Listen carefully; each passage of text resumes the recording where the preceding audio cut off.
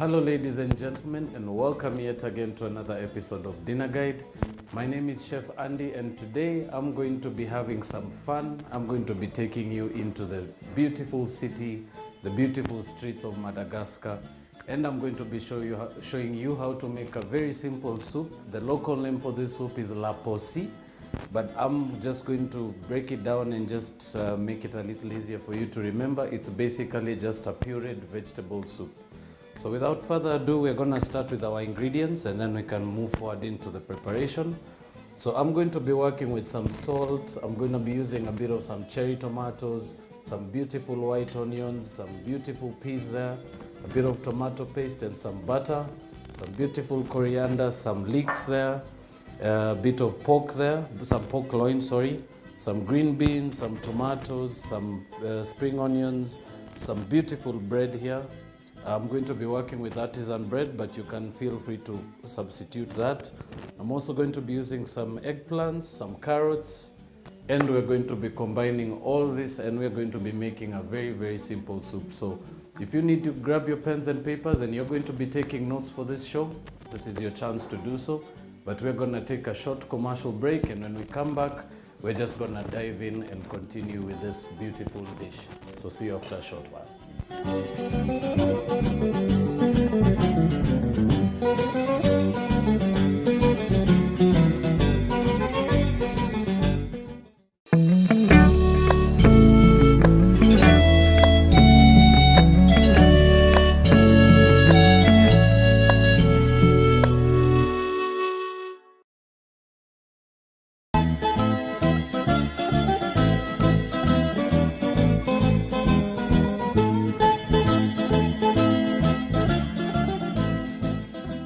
Welcome back, ladies and gentlemen. For those who are just catching up, if you just joined us, we're about to start making a very, very beautiful soup.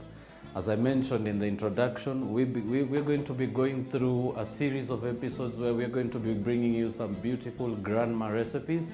And basically that is what is basically just giving us a guideline of all the beautiful dishes we'll be showing and airing to you this Christmas season. So this is particularly one of my favorite soups. As I said, very, very simple, very, very well created, and actually the inspirations that came with it actually gave me a bit of morale to actually try and give you a different way of doing it, and which is basically my style. So I'm going to start off by heating up some oil, and for that we're going to be deep frying our eggplants. Remember, these actually really break up once you put them in some boiling water. So we're just going to fry them to give them a bit of color and just to really improve the visual appearance of the soup. So without further ado, we're going to start off by boiling some of the ingredients we have. So I'm just going to get one of these big pots going. And as I mentioned, soup is it's not very common to actually think of soup in a festive season, but particularly this being a very, very well-known national dish, and it's actually one of the many dishes that carry the heritage of Madagascar. This particular one is actually going to be a little more fun to recreate. So we're just going to start off with the eggplants. And all I'm going to do is just dice this up quickly. So what I start doing first of all is just take the end bits off. And then also something also to always remember once you cut your eggplants, they actually start to change color really quickly. But particularly for this one that we're actually going to be frying, it shouldn't really be an issue. You should actually just proceed as usual. So I'm just going to take the tail bits off, and we're just going to slice those in halves.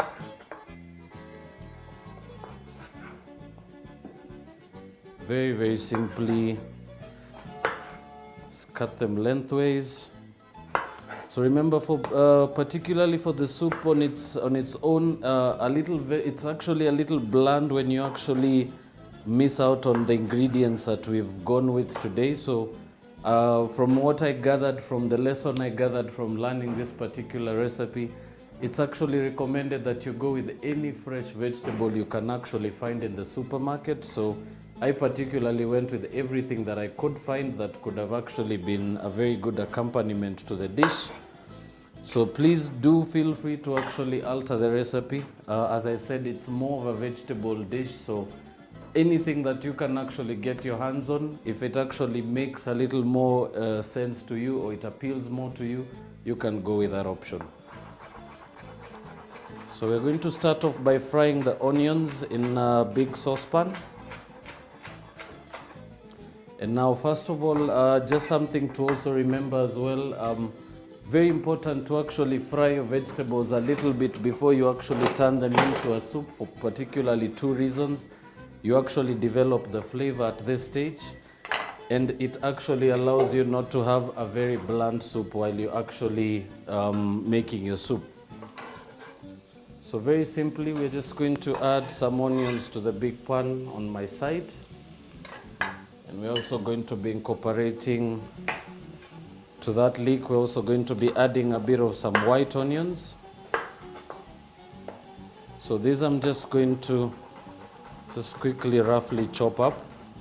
Remember, the size really doesn't matter at this stage. It's only about, I would only advise that if you're going to be frying or making some vegetables that you're going to be using for soup, chunks really hold really well, and they actually give out juices really well.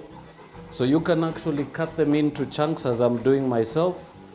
And all this, considering it will be going into your blender, it shouldn't actually be an issue. So I'm just going to go with the three varieties of onions. This is just to give it a bit of a diverse flavor as well.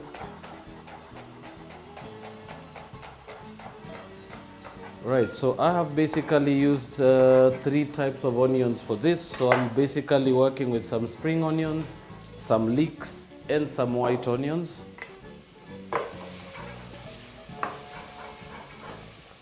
So basically at this stage, you just want to sweat out your onions a little bit. Just keep frying them till they get a bit of that beautiful color, and you start to really get those aromas coming through.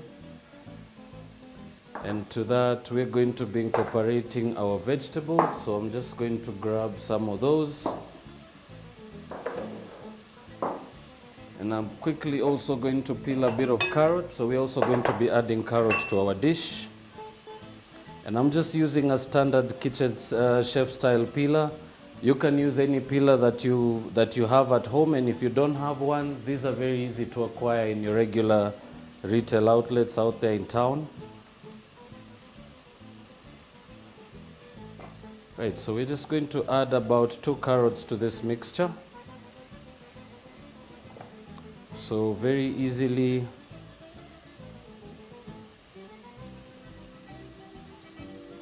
just a nice quick peel like that. And we can discard the rest of the skins, but preferably if you know you're going to be making a bit of stock, you can always reserve the skins. They actually really make a very, very good stock. Right, so our onions are just about colored now. We're just going to start adding the rest of our ingredients. So I'll start with my peas and my green beans. And we're just going to give that a mixture quickly.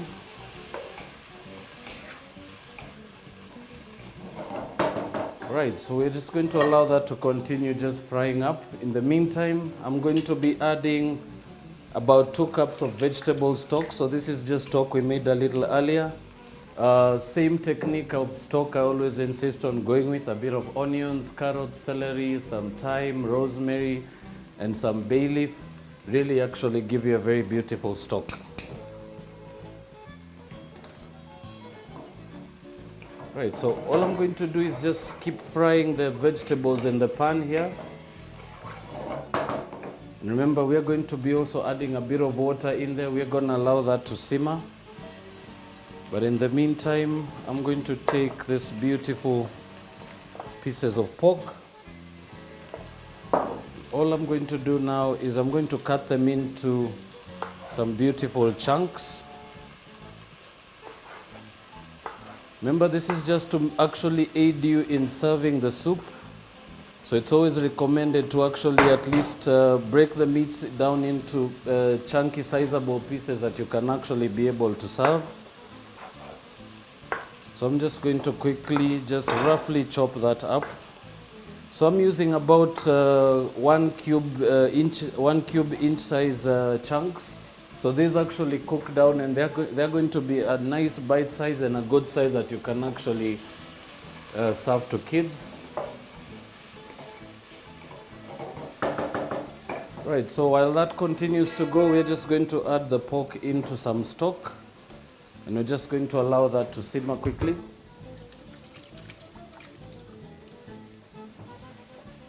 And I'm just going to turn that around. And now all we're going to do now is cut up our carrot. So I'm just going to go with the half rounds. This actually should be able to cook even faster, and they actually blend even quicker.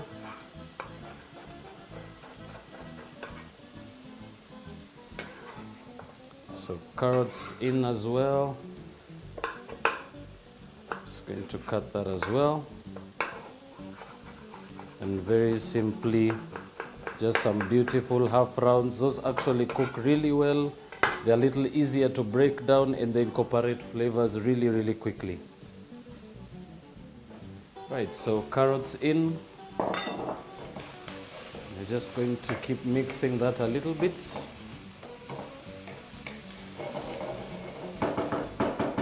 Right, so we're just going to allow that to continue, and in the meantime, I'm just going to grab a pair of tongs. Our oil is nice and hot, so all I'm going to do now is drop the eggplant in there, and we're just going to cook them just until we get a beautiful brown color, which you'll be able to see in a little while.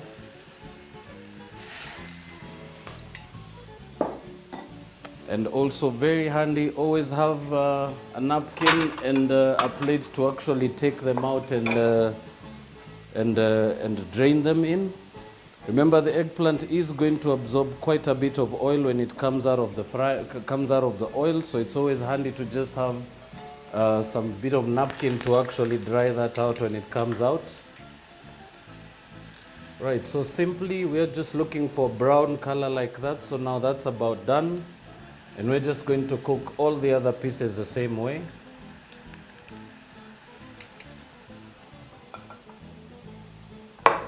And as well, also very crucial, always just keep an eye on your pot as well. Remember, it's also very easy to burn your vegetables, so it's always very important to be quite close to your pot while you're making your soup. You don't really want to overcook your vegetables. Right, so just a bit of stock in there, and we're just going to allow those to continue cooking. Remember, very important that you start with your tougher vegetables, the ones that take the longest time to cook, and then just finish off with the ones that cook a little faster.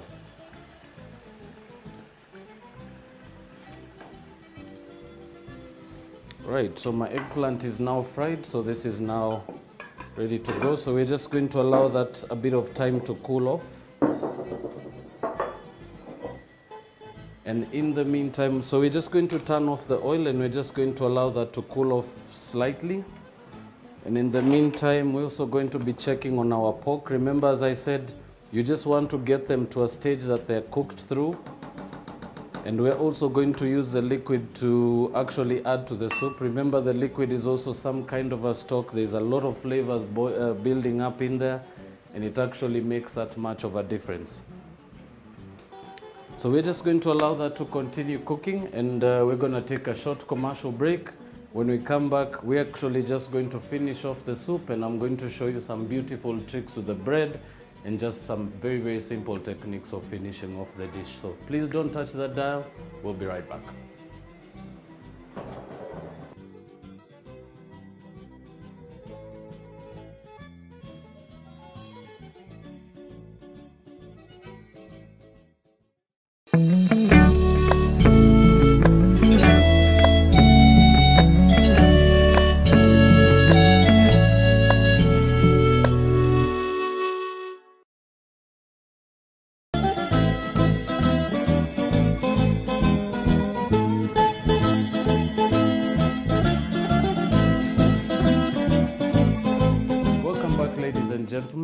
For those who are just joining us, or if you were with us before we took a break, we have just finished poaching some beautiful pork loin.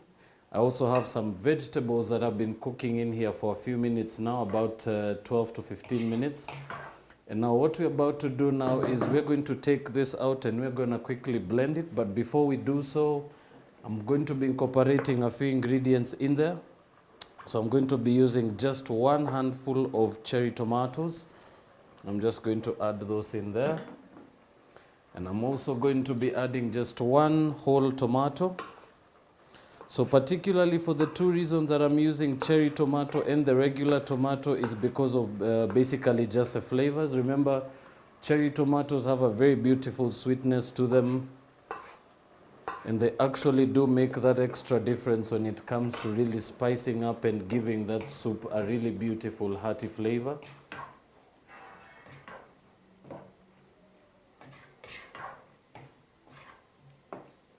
Right, so simple as that. So now all we are going to do is allow that to simmer for a few minutes, and all we are going to do is blend it. But I also do have some bread here which I wanted to show you various techniques you could go by. So I'm going to start off by just cutting this into some nice beautiful chunks. And basically this is just a serving direction for those of you who are maybe trying to think of serving soup and trying to be a little different. Very, very easy technique to go with as well. So I particularly like to use some rustic artisan bread. It actually really serves its purpose with such a soup, being that it's more vegetable, and artisan bread really gives it that taste. So all we are going to do now is, I'm just going to tear a piece of bread there. I normally just like to drop something in the oil just to make sure it's hot enough. And as soon as anything bubbles and just rises to the surface, you know you're done.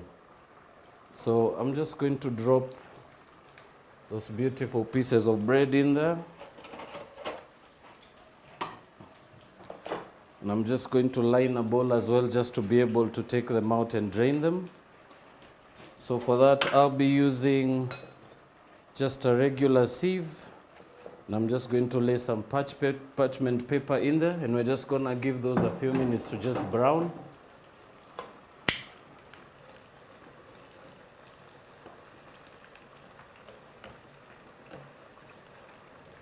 So this, you don't want to really cook them till they're very dark in color. Remember, it's just to give them a bit of a crispiness. And it's actually the same technique you'd use if you were making croutons to serve with your soup. Only that you'd probably use a different kind of a bread, and you'd probably cut them much smaller than the size they are at the moment.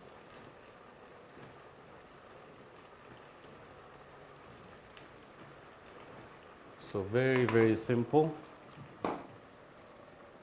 Now, I also have some beautiful coriander here which I was saving up for the bread, which I'm going to show you what we'll do with. So I'm going to just start by just quickly just roughly chopping that coriander up. Be sure to also discard any of the bits of stem that you have remaining in there, so you should actually just have the leaves alone. And bread is just about browned enough now. I think now this can come out. So I'm quickly going to just turn off the heat first of all. And all we are going to do now is transfer this into our bowl. So this is just basically to allow it to drain the oil a little quicker.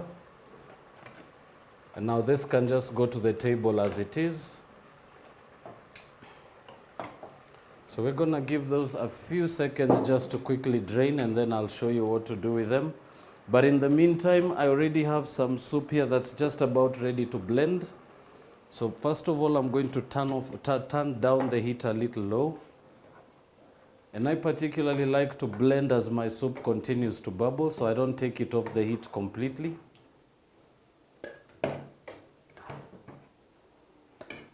So I'm just going to quickly just scoop those into our blender.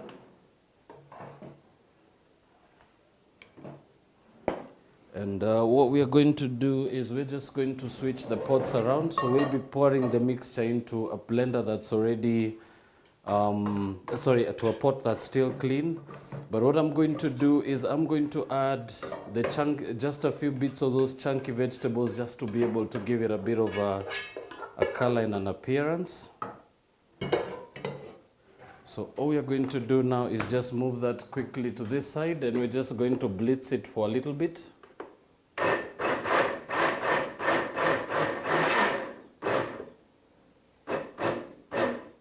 Also, something also to be very careful with as well, when you're blending your soup, always be very careful when blending hot fluids in your blender.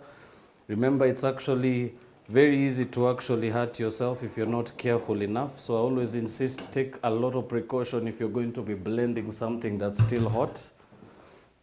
So simple as that. To that, we're now going to be incorporating our tomato paste. I'm just going to keep mixing that.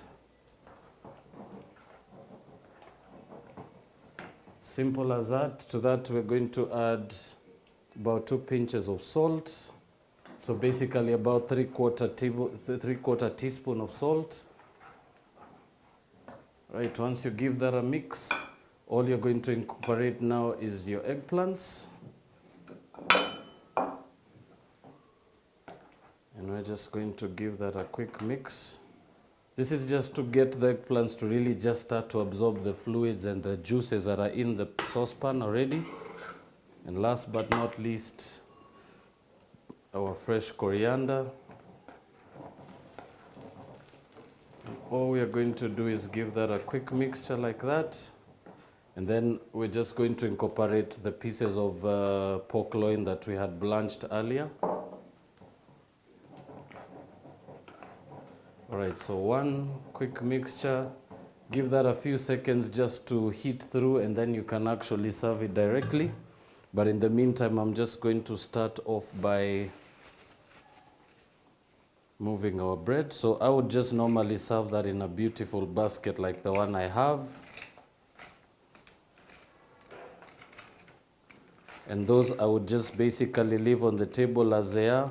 If you're looking at being a little more creative with your croutons, or if you're going to be serving some bread and you're looking for some good suggestions, you could also just toss those in a bit of garlic butter or a bit of parsley and butter, and it actually really makes a very good flavor. So very simple and easy.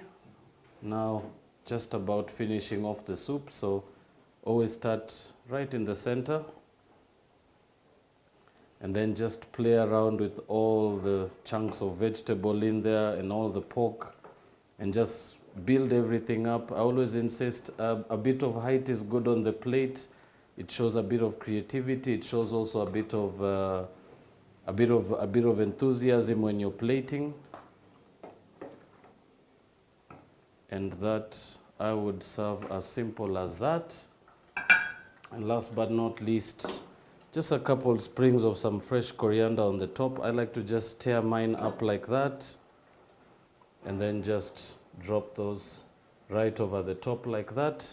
And this should actually be now ready to serve. So very simple soup, as I said. Very traditional recipe as well, but we've of course made a bit of an alteration to it. For instance, I will be very glad to mention that the eggplant was actually something we incorporated into the dish, but the recipes are out there online. Plenty of recipes for you to check out and learn from. But this particularly is the easiest, the best, and the best option we had to actually show you on the show today. So maybe some pointers I can share with you. You can alternatively substitute your pork with some veal, also works really well. With the vegetables, as I said, anything that's fresh off your shelf, just go with the flow. Seasoning is very light, as I said. More of the flavors I incorporate the soup with are flavors from the stock, and basically just the vegetables on their own. So I hope you all have had a bit of fun today, and I hope you've actually managed to learn something from this dish. As I said, for those who are just catching up, we have been doing one of the many episodes of a 12-part episode series where we are going to be bringing you some very beautiful grandma dishes that you can actually try out with your family or just for yourself at home. And you can actually share it with your loved ones. You can teach it to some people that you may have, people you're going to be entertaining this season. And I'm sure most of them will actually see the benefit of it all. So from the studios and myself, it has been a pleasure. You have been watching BrandPlus TV. The show's name is Dinner Guide, and my name is Chef Andy, your host. And until the next episode of another beautiful source or inspiration of recipes from the Grandma Pot, from my end, it has been a pleasure.